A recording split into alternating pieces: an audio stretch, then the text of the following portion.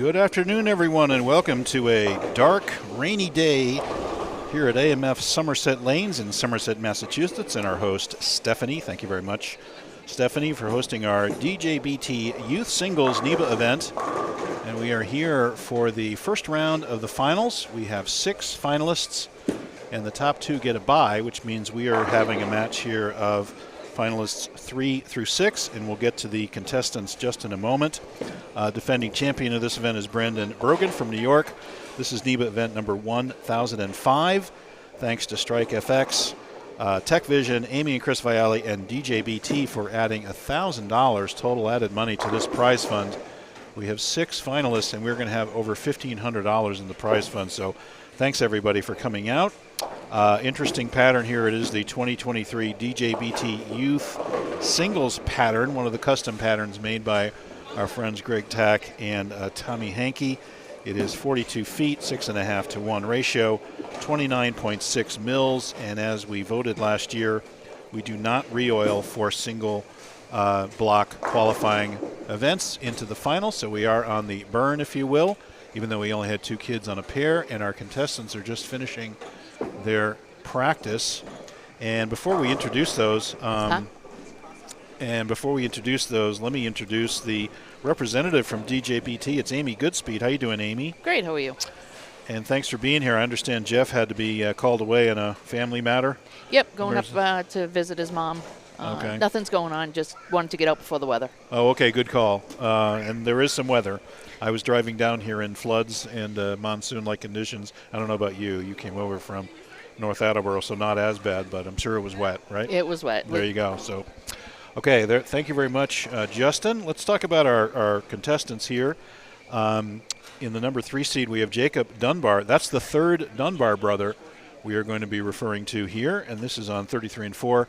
He'll be bowling Thomas Carter, the number 6 seed.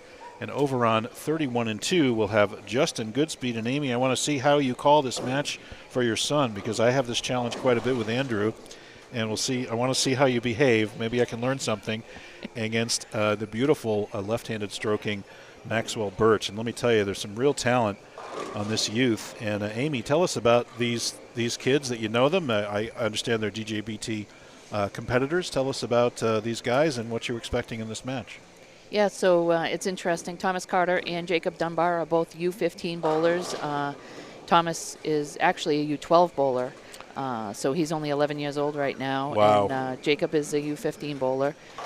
Both have had multiple visits to junior gold already at such a young age. Right. And amazing. This should be a very interesting matchup. Then on the other pair, you've got Max, who's the only lefty in the field, and Justin, who started off really rough today with a 140-something game and was able to fight back and, start picking up those spares, and it got him squeaking into qualifying.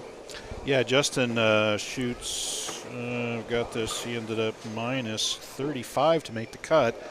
Sean Buck, the top 2 qualifiers get a bye. That was Sean Buck, who just was whacking them the first 3 until he shot 170, 180 his last 2. He ended up 78 over to be high qualifier. Second high was Camille Forrester, and Camille at plus 27.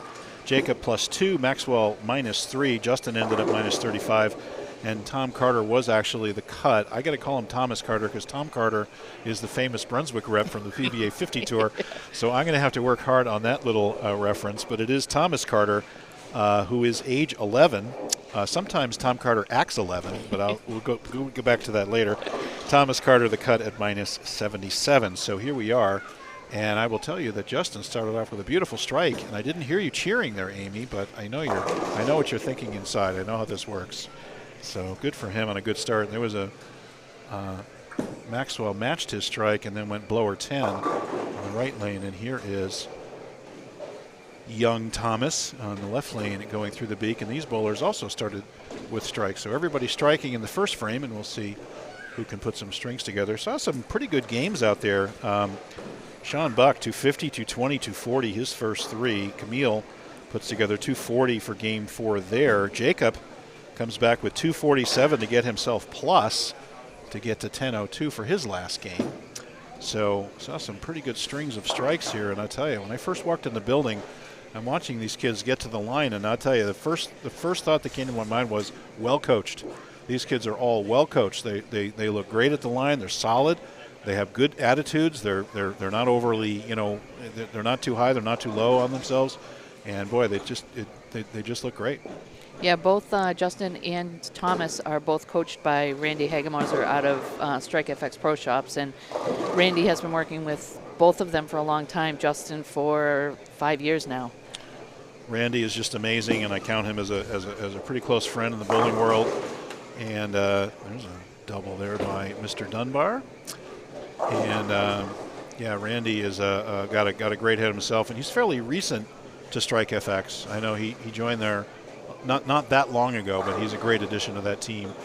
And obviously Strike FX represented here at Somerset, and of course Stephen Major taking over at Brockton. So they have, I think, 7 locations now, and Justin now front 3. So contain your glee. I think that's the first time all day. Well, good for him. Well, he picked a good time to do it. So. Yeah, Jacob was out of Walnut Hill previously. I'm not sure where he's bowling out of now. And Max is actually out of Wonder Bowl down this area.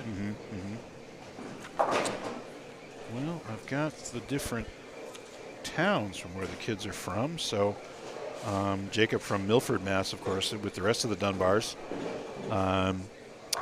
Camille out of New Haven, Connecticut. Sean Buck out of Plantsville, Connecticut. And Maxwell Birch out of Tiverton, Rhode Island right now. So not sure exactly where these guys are bowling out of, but those are the hometowns. Yeah, and we're looking at on Justin's pair. Both boys are seniors. Both boys are going off to college next year.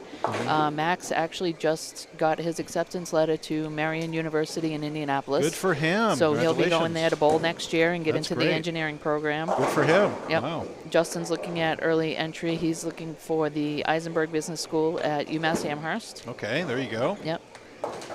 And then the other two, we got time before they get up that age. I was going to say, I've been through this. It's quite a few years now, but it's quite the process. And now being October, right? This is early acceptance time. Yep. And Thomas Carter pulls the string and strikes on the right lane.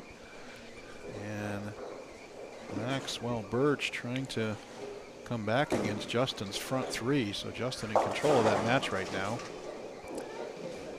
Last weekend, East Providence Lanes hosted the Storm Youth Championships, which is wonderful. It's the first time we didn't have to drive for a nice national tournament. And all of these kids that are in the finals now bowled really well. And it was a great tournament, great weekend. And they'll be coming back in 2025. East Providence is going to do some renovations next year. So they're going to skip a year, and then they'll be back the following year, which will be really great to get some of our new and upcoming kids a couple years to practice before doing that. That's great. I didn't know about the Storm Youth Championships. Who ended up winning down there? It's all division-based, so it's by each division. A lot of the heavy hitters that, travel from all the way. There was people from Quebec, Canada. There was a couple out from Montana, Texas, the whole 9 yards. None of our local kids won, but a couple of them did cash. That's great. That's great to hear. Wow.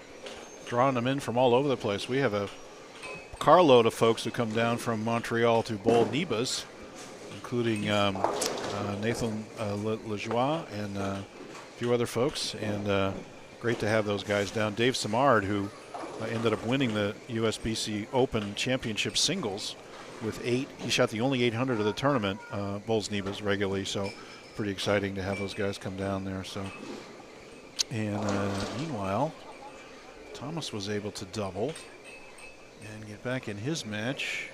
Maxwell Birch struck, but has not doubled. And meanwhile, Justin did miss. What did Justin leave? 10 pin, and he actually picked it up. He missed a few of those this morning. Did he really? Yes. Okay. Well, those corners can be tough. You gotta get some repetition on those and get from there. So. I'm proud to say that I spent a fair bit of time with Nate Purchase badgering him over his 10 pins. And I won U15 girls, so thank you for chiming in. Paul West, appreciate that. And there's yeah, Anna just missed the cut today. Did she? Yeah. She was, what did she end up? Sifting through papers. and I ended up 89 under, only missed by 12. So basically a mark. So the winner of the Carter-Dunbar match will bowl Camille. Camille's second high qualifier at 27 over, and the winner of the Goodspeed Birch match will bowl Sean, who is the high qualifier, Sean Buck. And how about a trip for Thomas to go 3 in a row, getting himself back into the match, and now down by about 11. And he can get within 1 for a strike here. Justin missed right on that shot, leaving 6 load. Comes up, he's plus 15 for the game. That means that Maxwell can double here and take the lead in that match. So got some pretty close matches here so far, as expected. Now watch the arm swing on Maxwell. He reminds me of another fairly famous offspring that I'm going to mention in a second. Let's see who we think it is. And I might say, beautiful shot. Look at that flush. Brandon Bone. Yes. I have to say. I would say Brandon's a little bit more kind of wild and crazy. Yeah. Maybe hits a little harder at the bottom, but beautiful stroke there by Maxwell. And one more, and he takes the lead in the match. Here's Thomas down the middle. Work the shim. Oh, 4-9. No thank you. No luck there for Thomas. Yeah, Max struggled with some big thumb issues last year. It's really good to see that he got those figured out and is not having any more issues. So I got news for you. That does not go away. I have thumb issues. Any long format tournament, towards the end, I have a callus on my thumb that starts to grow. Well, I'll tell you, Maxwell got that one out to the edge with great hit, gets it back, and indeed takes the lead in the match. And meanwhile, Thomas cannot cover. And Jacob Dunbar with a comfortable lead here and can extend that lead if he can keep striking. He's only missed once in 5 frames. Justin now down 4 in the match. Let's see how he responds. A great release. Beautiful shot. Gotta go. Slap 10. Beautiful shot there. What's he throwing there? What's that equipment? Tour Dynamics. Tour Dynamics. A lot of those around. Yeah, he just got it drilled last Friday. So during Storm Youth Championships, he had new ball syndrome because for the Storm Youth Championships, they all get a new ball. It's part of their entry phase, so they all got the IQ Ruby. Mm-hmm. So both of those got drilled by Friday. Yep. So we had new ball syndrome last weekend. You know, I called it new ball disease, and indeed, I'm glad to hear it's alive and well because I have suffered it myself. We all have, I think, unfortunately. It's definitely huge with the youth. I'm sure. Well, in the Tour Dynamics case now, there's a week 10. Tour Dynamics is a very strong rolling ball in the mid lane, I've noticed, and not a huge back end flip. So it's a really good kind of a ball to control a pattern like this. Yeah. You really don't want anything skid flipping too hard. You know, you want it rolling nicely through the pocket. So after Randall goes, called him Randall Dunbar. After Jacob goes through the beak, he comes back and cleans up the 3-6. Let's see if Justin can make another 10-pin.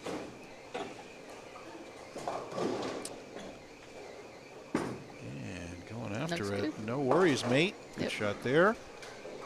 And keeps his 4-pin deficit. But can Maxwell keep striking here? Again, we'll have 3 rounds of finals. This is the round of 6, if you will, because the top 2 get a bye. Then we'll get down to the round of 4. And then we'll move our camera. And nice shot there by young Jacob. Got that. Look at that forward roll he's got on that shot. Yeah, I saw him struggling the end of qualifying to, hit the pocket hard. So it looks like he's made a really good adjustment. Yeah.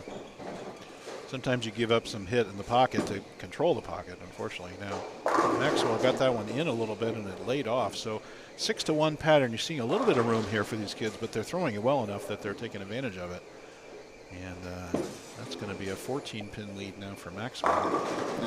And good shot there. Nice recovery from Thomas. By Thomas. He's got 234 on the out with Jacob Dunbar pacing to 217. So by no means is this match over.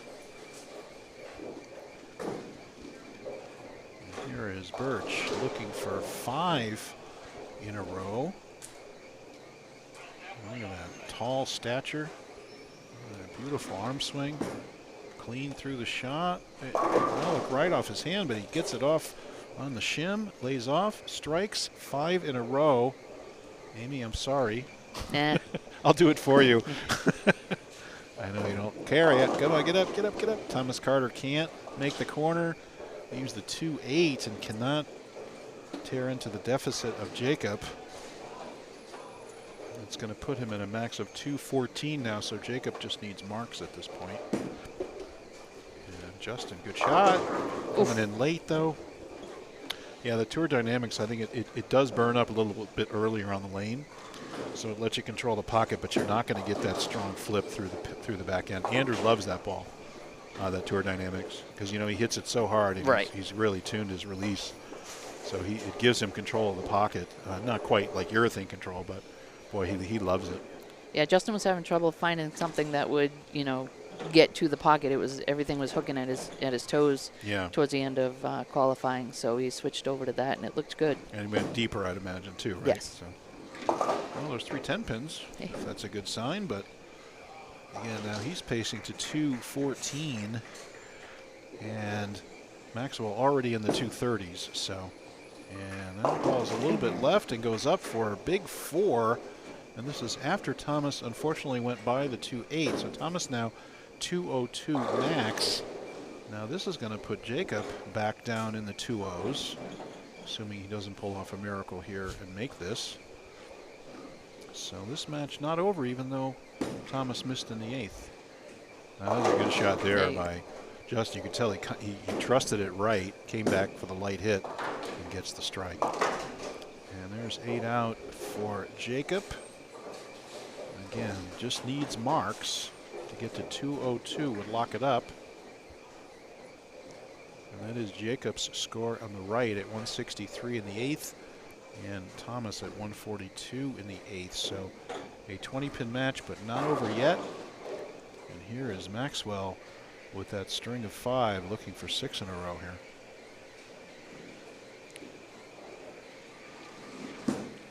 Got that way right. Will it hang on? Oh, he goes through the beak, and that's just a 2-pin. Lucky not to leave the baby split. And he just needs marks because Justin's max 234 again. Maxwell pacing in the high 230s. And got that one to the right, and it recovers. A lot of hit behind that shot. Yeah, he's got those revs. Yeah, you could see the ball he just opens his shoulders and gets it to the right. Even though he's behind it, it picks up off the dry and comes back with enough to carry. So, all right, Thomas and Justin will both be in must-strike situations here. Thomas must essentially go off the sheet to have a chance here. Up the lane, no, through the beak, and that's going to be a baby split for Thomas. But worse, it's going to put him down in the 190s, so he's got to make this the strikeout to put any pressure on Jacob at this point. At age 11, I'll give the kid a break right here, making probably his first NEBA final. And looking good on the baby. No, goes a little bit left on the baby split. 180, that's going to pretty much do it. So it will be Jacob Dunbar advancing. And he will face number 2 seed Camille. And there is the baby split by Maxwell. That's interesting. And now, let's see what that does to this match. So 216. So if he does not make this, Justin can get up and double to win. I don't think he's going to get enough count. He's definitely going to need 2 to get to the 230s. But let's see if Maxwell can convert this and get 9 to lock up the match. He's got to make this baby split. Right at it, a little bit left, goes for the 7-pin only. 225 for Maxwell. And unfortunately now for him, Justin has a chance to steal this match, come back with a double. Maxwell with a dominant lead pretty much through the match. And here is Justin with a chance now to punch, get 2 in the 10th, and take this match away and get to the next round.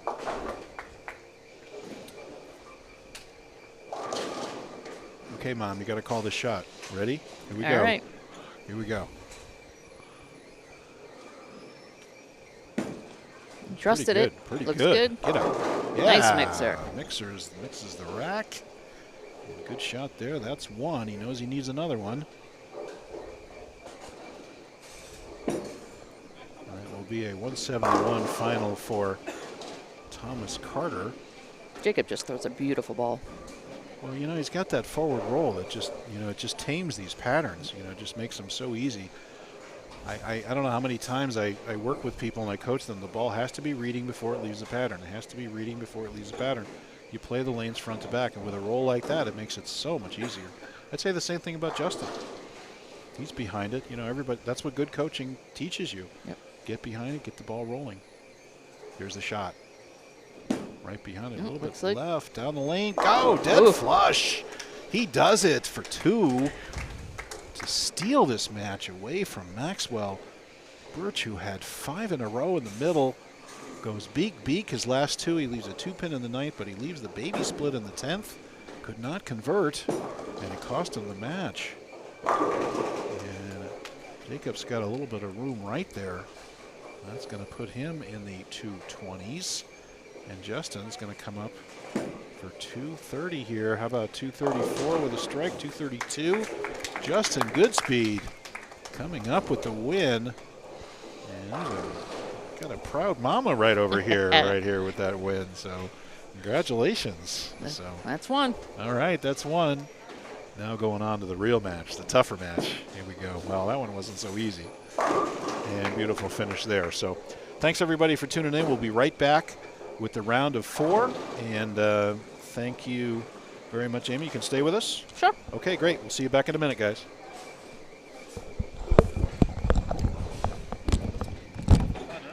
Torturous. It's torturous.